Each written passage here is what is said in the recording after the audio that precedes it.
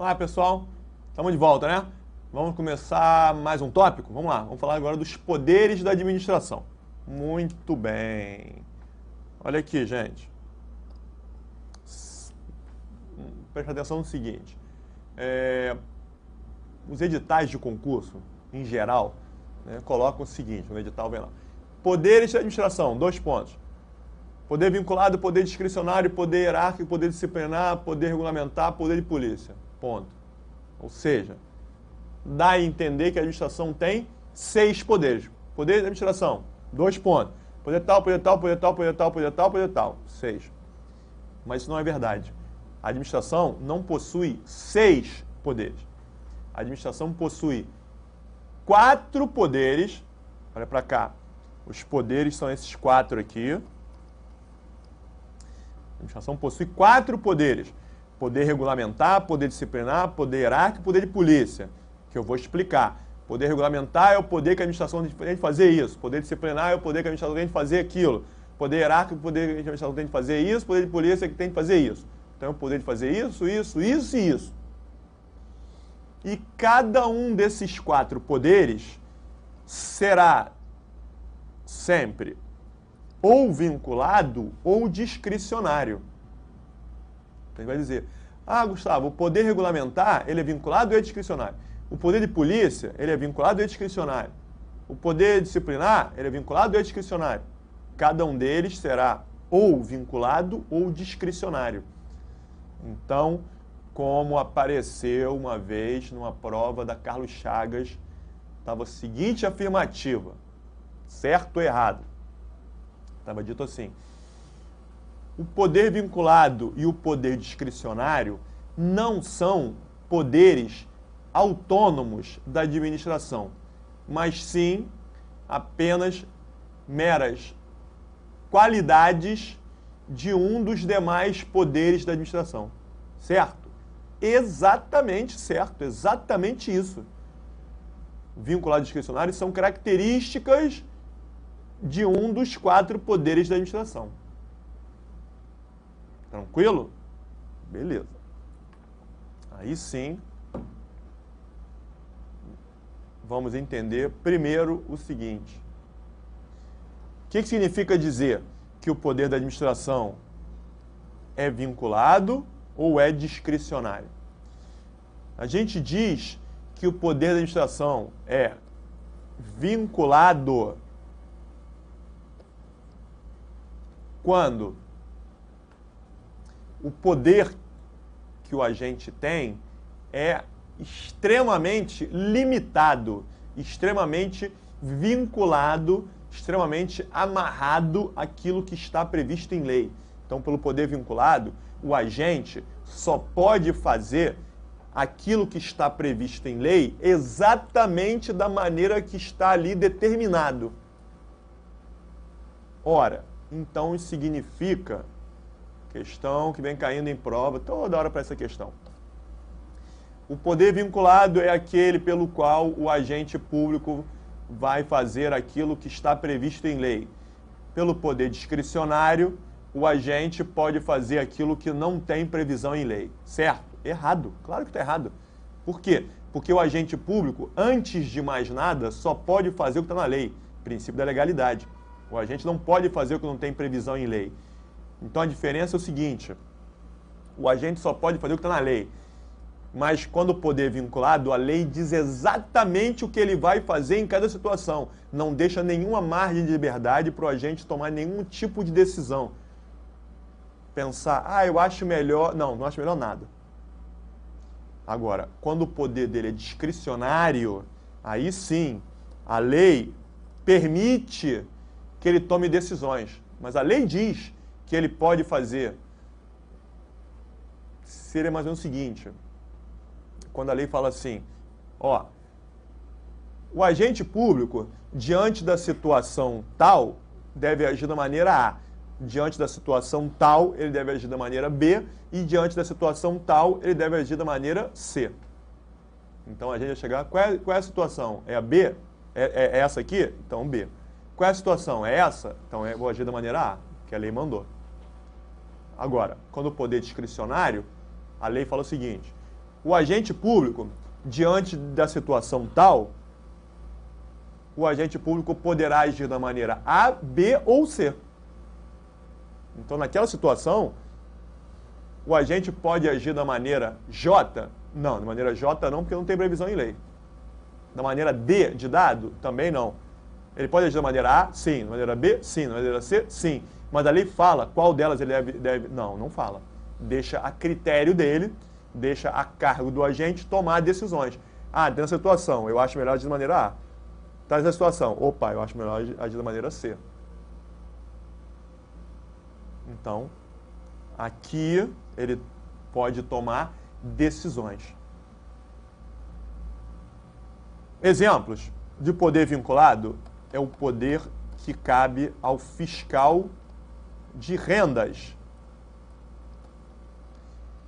Exemplo raro de poder vinculado é o poder do fiscal de rendas, matéria tributária. Por que isso? O Código Tributário Nacional determina que a atuação do fiscal de rendas é vinculada.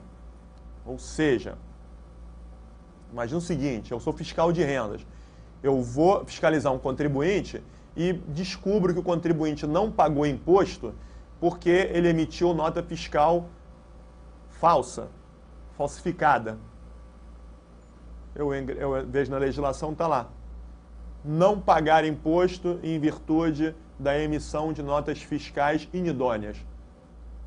Multa, 100%.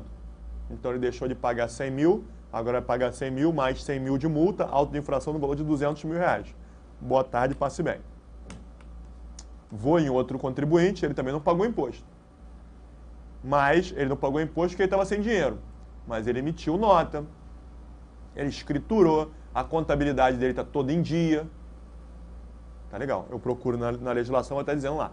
Não pagar imposto, mas tendo emitido notas fiscais, escrituração fiscal em dia, contabilidade em dia, sem nenhum indício de sonegação. Multa, 20%. Vai pagar os 100 mil que deixou de pagar, mais 20 mil de multa, total 120 mil. Boa tarde, passe bem.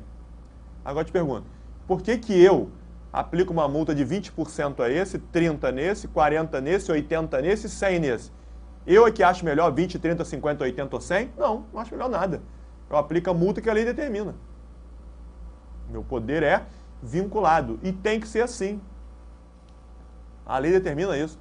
Quem tiver em dúvida, pega lá o Código Tributário Nacional, que é a Lei 5.172 de 66, né? CTN, Código Tributário Nacional. Lá vem dizendo da definição de tributo. O que é tributo? Tributo é toda prestação pecuniária que não seja sanção de ato ilícito, instituída em lei, em moeda ou em cujo valor se possa exprimir, cobrada mediante atividade administrativa plenamente vinculada. Caraca, Gustavo! Pra gente só o que interessa é o final. Tributo é cobrado mediante atividade vinculada. Então, o fiscal de tributos não tem nenhuma discricionariedade para cobrar tributo. Tem que fazer aquilo que a lei determina. Diferente do fiscal de vigilância sanitária. Esse aqui, então, gente, pode lembrar disso, hein? Vai cair na tua prova. Toda hora aparece questão de prova tratando da vigilância sanitária. Né? A vigilância sanitária, Paraná, fez isso, isso, isso. Toda hora. Tem assuntos nas provas de administrativo que toda hora caem e eu dou sempre os exemplos em cima daquilo que está caindo em prova. Vigilância sanitária, desapropriação, licença, alvará de estabelecimento comercial. Esses negócios sempre são pedidos de direito administrativo. Tá? Muito bem. Olha só. Vigilância sanitária. Um fiscal de vigilância sanitária foi no estabelecimento e aí, ó, eu quero olhar a condição de armazenagem dos seus produtos. Onde é que estão os produtos? Ah, está ali no depósito. Quero ver, por favor. Aí ele abre o depósito. Quando abre o depósito, encontra o quê? Barata andando em cima dos produtos. Olha lá, barata. A barata acendeu a luz, a barata corre, né? Aí, cara, barata. Ah, barata ali. Aí o dono do estabelecimento, onde? Não estou vendo ali, eu estou vendo, barata. Ele, não vi. O dono do estabelecimento, não vi, que as baratas correram, não tinha barata nenhuma. Tinha sim, barata ali, ó. Tem barata? Tem barata. Pode? Claro que não pode. O fiscal, barata. Vou te autuar. Pega a legislação e vai estar lá. Presença de insetos, baratas, né, junto aos produtos destinados à venda. Multa de até 100 mil reais. Qual é a multa que ele vai aplicar? Até 100 mil reais. Não. O fiscal de vigilância não pode. Você está multado em até 100 mil. Não. Ele não pode botar multa em até 100 mil. Ele tem que botar um valor. Está multado em 1.000, 2.000, 5.000, 10.000, 80.000 ou 100 mil. Se tiver infestado de baratas, o fiscal pode aplicar uma multa de 150 mil reais? Não, essa multa de 150 mil reais é ilegal. Até 100 mil. Agora, quando que ele vai aplicar a multa de 10? Quando que ele vai aplicar a multa de 100? A lei diz? Não diz. Deixa a critério do agente verificar que se aquela situação é mais grave ou menos grave. Barata não pode. Agora, está infestado? Né? Ou tem uma lá que teve uma dedetização no estabelecimento e aí as baratas morreram, né? Uma correu e está lá no cantinho morta, no canto lá. Pode? Não pode. Mas é a mesma multa que será aplicada ao caso do estabelecimento que está infestado de barata? Claro que não.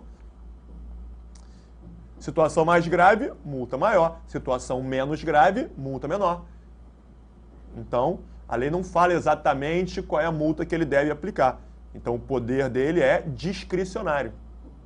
E aí eu te pergunto, qual é o princípio que o agente deve levar em consideração para quantificar o valor da multa aplicada?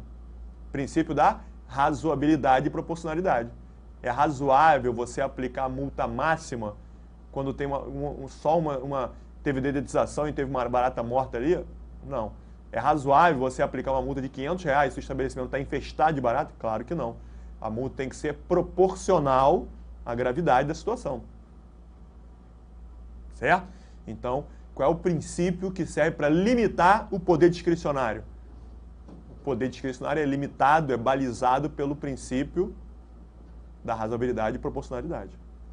Certo? Certíssimo. E aí digo mais. Normalmente, a legislação sanitária ainda vai dizer o seguinte, pode ser até que 100 mil reais seja pouco, hein? Para a situação. Não pode? Pode. Por isso é que a lei normalmente vem dizendo assim, presença de baratas, multa de até 100 mil reais ou interdição em casos graves. Aquela situação é grave? Uma baratinha morta lá é grave? Não vou interditar o estabelecimento por causa disso. Está infestado? Opa, isso é grave, vou interditar. Ah, Gustavo, pode ter, o ou aí é excludente ou não? A lei vai ter que dizer. Pode ser aplicada a multa junto com a interdição? A lei tem que dizer. Multa de até 100 mil reais ou interdição em casos graves. E aí embaixo vai estar dizendo, a interdição poderá ser aplicada conjuntamente com a multa. Então, pode multar em 100 mil reais e interditar. Ou então, a lei vai dizer que as penalidades serão excludentes. Então, ou ele multa em 100 mil reais, ou ele interdita e não multa nada. Normalmente, admite-se que as penas sejam aplicadas conjuntamente, mas isso deve estar escrito na legislação. O que é grave, você sabe? Não sei. Exatamente não sei. Tem uma ideia, uma vaga ideia do que é grave, mas saber definir o que é grave, eu não sei. Esse grave é o que a nossa doutrina chama de conceito, são conceitos jurídicos indeterminados.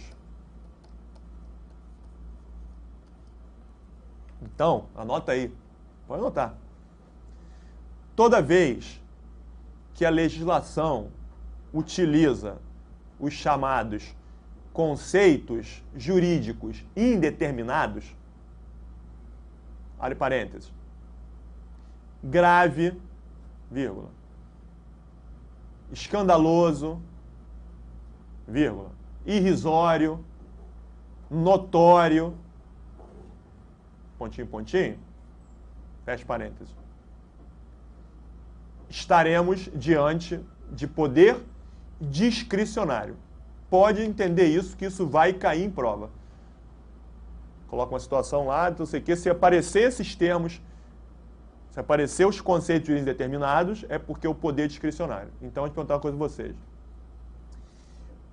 O poder que o presidente da República tem de escolher alguém para ser ministro do Supremo Tribunal Federal, isso é poder vinculado ou poder discricionário?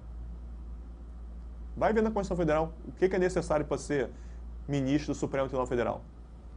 Para ser ministro do STF, precisa ser juiz? Não. Precisa ser formado em direito? Não. Ah, precisa ser curso superior em qualquer área, né? Não. Precisa ter primeiro grau completo? Não. Não está escrito nada disso na Constituição. Está dito o quê?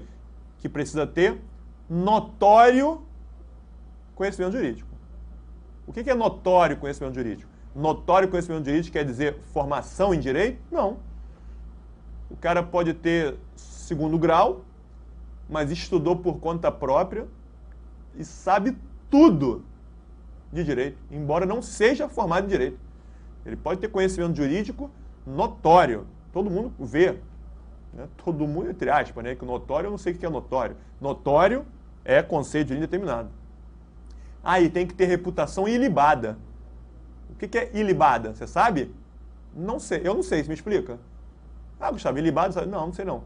Ilibado quer dizer sem sombra de dúvida, né? Reputação não tem nenhum questionamento. Reputação de primeira, né?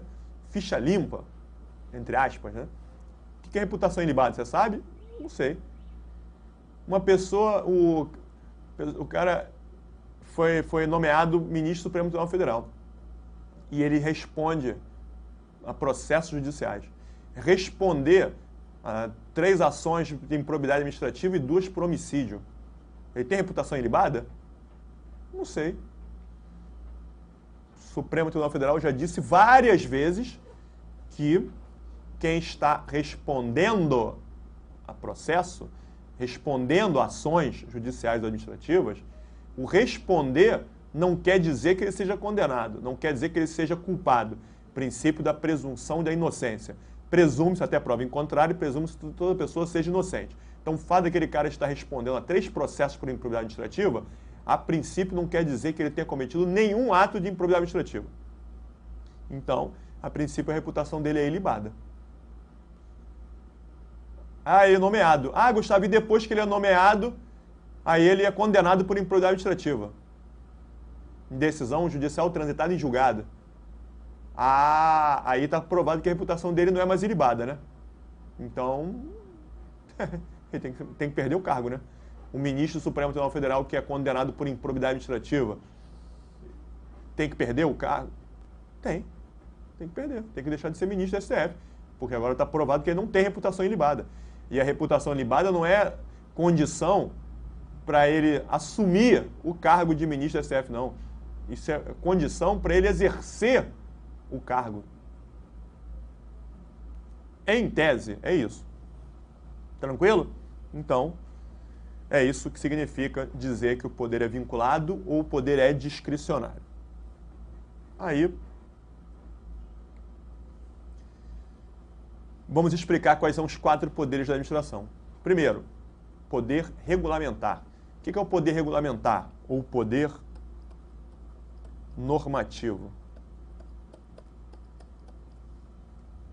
Poder regulamentar ou poder normativo é o poder que a administração tem de editar normas, editar atos normativos, normas, regras criadas pela administração, no sentido de explicar, regulamentar, esclarecer uma lei. Quando? Quando a lei não é clara o suficiente. Lei tal obriga todas as pessoas a votar no dia tal. Precisa regulamentar essa lei? Acho que não. Todo mundo está obrigado a votar. Ah, mas como é que faz para votar? O que tem que levar? O que não precisa... Ah, precisa explicar? Então, beleza. Então, vamos regulamentar essa lei? Vamos. Então, por que você paga imposto de renda? Porque existe uma lei que te obriga a pagar o imposto.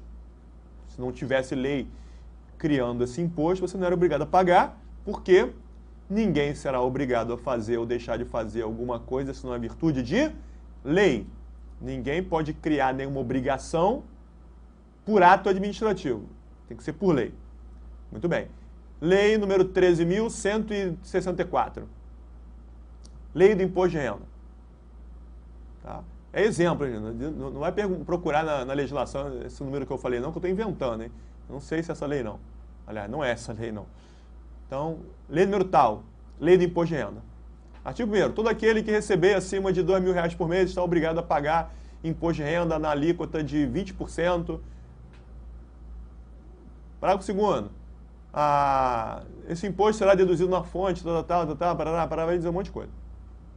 Artigo 8º, todos os contribuintes estão obrigados a apresentar anualmente declaração dos seus bens. Então, você é obrigado a apresentar a declaração de bens? Sim, é obrigado. Está na lei. Se está na lei, você é obrigado a apresentar. Tá legal. Mas como é que eu faço apresentar a declaração de bens? Eu posso mandar por e-mail? Descubro o e-mail do Ministério da Fazenda e mando para lá. Por favor, senhor Guido Mantega, segue a relação de meus bens. Você pode fazer assim? Não, né? Você pode passar pega uma folha de caderno, coloca lá, meus bens são os seguintes, assina embaixo, passa numa repartição pública, ó, tá aí meus bens. Declaração de meus bens é essa aí. É assim que faz? Ah, não é não? Não. Como é que faz? Procura a lei do imposto de renda, aquela mesma lei que te obrigou a pagar, a apresentar a declaração de bens, e vê se a lei explica como cumprir aquela obrigação. Já vou te dizer, não explica. Normalmente a legislação cria uma obrigação, mas não explica como é que o particular deve cumprir com aquela obrigação. Simplesmente por quê? Porque para você explicar um assunto, você tem que ter conhecimento sobre aquele assunto. E quem legisla são os nossos legisladores. Normalmente, os nossos legisladores não possuem conhecimento técnico específico em área nenhuma. Né? Para explicar alguma coisa na área de agricultura, tem que conhecer de agricultura. Para explicar alguma coisa na área de fazenda, tem que entender de tributo. Para explicar alguma coisa na área de saúde, tem que entender de saúde. E o deputado federal, ele não tem formação específica, nem em saúde, nem em fazenda, nem em agricultura, nem em educação, nem nada. Por isso é que a lei, editada pelos nossos legisladores, cria obrigações, mas não entra no mérito de explicar como aquilo vai ser feito, porque essas explicações devem ser feitas pela administração pública daquela área de saúde, agricultura, educação ou fazenda, que entende aquele assunto. Muito bem. Então, a Receita Federal vai pegar aquela lei, a lei tal obriga os contribuintes a apresentar a declaração de bens. Cara, por essa lei aqui, a gente está ferrado. Porque como é que a gente vai controlar isso? Vai ser um tal de cada um explicar e apresentar a declaração do modelo que quiser, a gente vai saber nem controlar esse negócio. Então, vamos regulamentar essa lei? Vamos. Aí a Receita Federal vai lá, vai preparar normas. Então, será preparado o regulamento do imposto de renda. O regulamento do imposto de renda não é a lei do imposto de renda. O regulamento é uma norma, é um ato normativo, uma regra criada pela administração no sentido de explicar. Então, vai vir lá, regulamento do imposto de renda. A declaração de bens obrigatória nos termos da lei número tal, deve ser apresentada no seguinte formulário. Aí eles criaram, a Receita Federal desenvolveu um formulário. Artigo 1º, no campo tal, você tem que colocar isso, colocar aquilo, tal, não sei o que lá. Artigo tal, regime de bens, regime de casamento. Quem é casado em comunhão de bens pode declarar junto, se não sei o que lá. Quem é casado em separação de bens, você declara aqui. Parará. Imóveis, quem comprou imóvel vai vender, pega, transfere para lá, parará, está explicando. O regulamento do imposto de renda, ele te obriga a apresentar a declaração de bens? Não.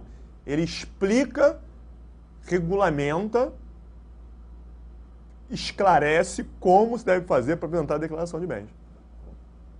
Ou seja, Quando a administração faz isso, ela está agindo dentro do seu poder regulamentar ou normativo. Certo? Muito bem. O que é o poder disciplinar? É o poder que a administração tem de aplicar punições disciplinares.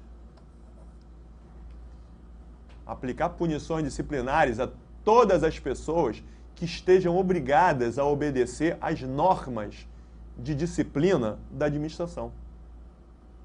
De cara, é o que acontece com os servidores públicos, né? O Estatuto Federal. Os servidores públicos não podem, é vedado ao servidor público fazer isso, isso, isso. Aí o servidor vai lá e faz aquilo que está previsto no Estatuto.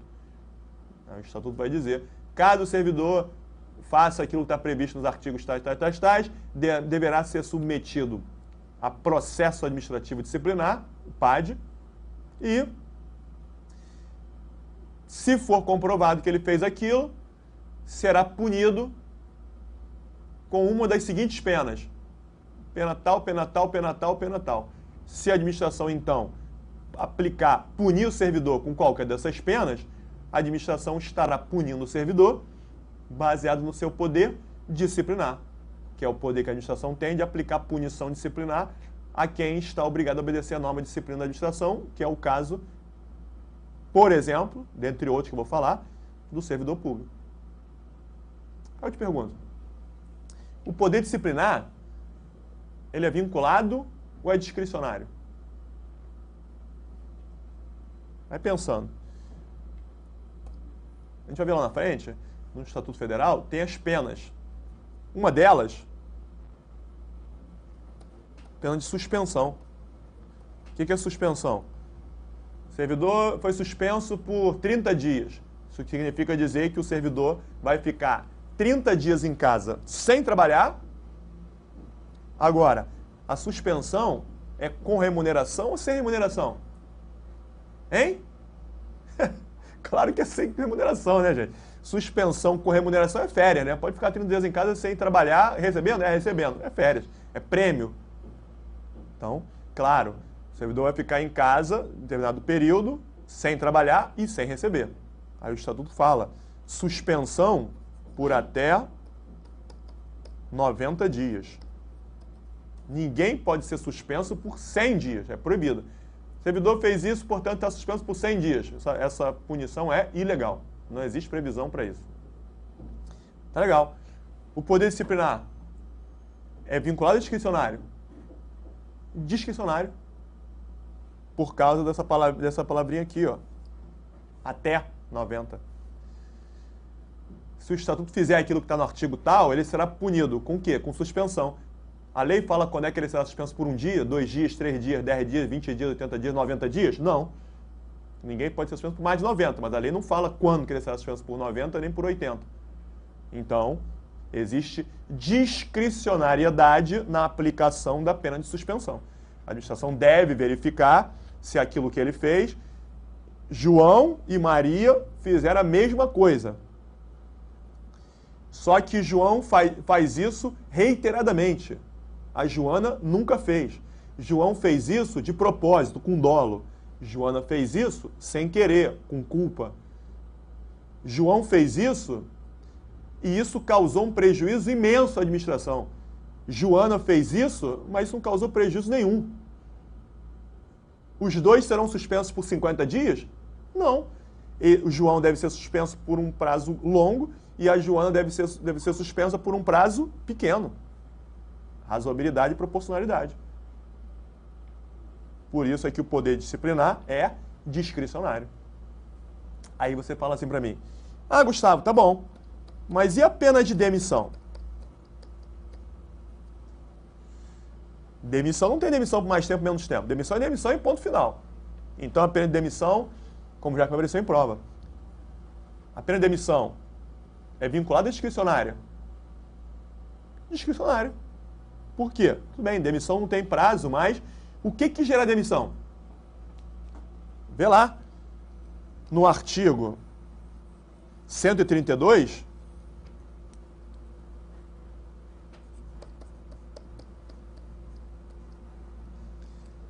O artigo 132 do Estatuto fala assim: a pena de demissão será aplicada nos seguintes casos. Tem vários lá. Qualquer um desses casos gera demissão. Certo? Certo. Mas o que gera demissão? Pode procurar lá. Insubordinação grave em serviço. O que é insubordinação? Não obedecer às ordens legais do seu superior. Então, quando um servidor não obedecer às ordens legais do seu servidor, isso é insubordinação? Sim. Será demitido? Não sei. Porque eu não sei se essa insubordinação é grave. O que é grave? Conceito de indeterminado. Conduta escandalosa na repartição.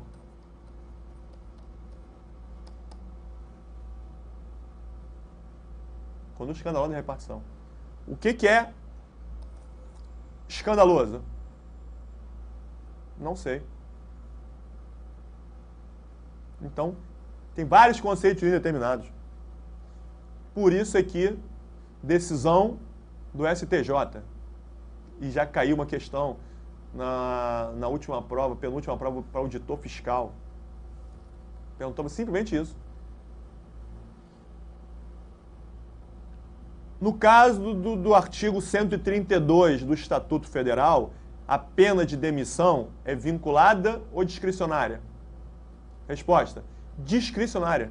Nenhuma pena pode ser encarada como vinculada, porque a administração tem que verificar se aquilo ali de fato ocorreu, se foi querendo ou sem querer, se houve dolo ou não, se houve prejuízo ou não, antecedentes funcionário do servidor. Pode ser que o servidor cometa um ato que está aí no artigo 132 e ainda assim não seja demitido. Então, a aplicação de qualquer pena administrativa, inclusive demissão, qualquer uma, denota poder discricionário da administração. Ok? Beleza. Então, próxima aula a gente continua.